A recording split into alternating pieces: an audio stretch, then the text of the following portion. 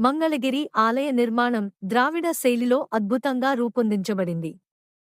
ఈ దేవాలయానికి ప్రత్యేక ఆకర్షణ 153 అడుగుల ఎత్తైన గాలిగోపురం.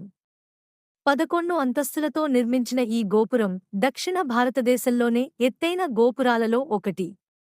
ఈ మహానిర్మాణాన్ని రాజా వాసిరెడ్డి వెంకటాద్రి నాయుడు నిర్మించారని చరిత్ర చెబుతోంది. విజయనగర సామ్రాజ్య రాజులు కూడా ఈ క్షేత్రాన్ని ఎంతో ఆదరించారు. మహాచక్రవర్తి శ్రీకృష్ణదేవరాయలు ఈ ఆలయాన్ని సందర్శించినట్లు ఇక్కడి శాసనాలు తెలియజేస్తున్నాయి. శతాబ్దాల చరిత్రను మోస్తూ ఈ దేవాలయం నేటికీ భక్తి వైభవాన్ని కొనసాగిస్తోంది. ప్రతిరోజు వేలాది మంది భక్తులు మంగళగిరికి చేరుకుంటారు. కొంతమంది ఆరోగ్యం కోసం, కొంతమంది సంతానం కోసం, మరికొందరు మనశ్శాంతి కోసం స్వామివారిని దర్శించుకుంటారు.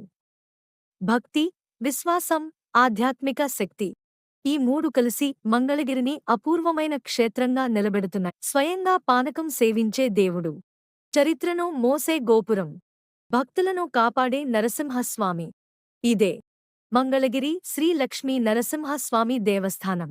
ఈ వీడియో మీకు నచ్చితే లైక్ చేయండి.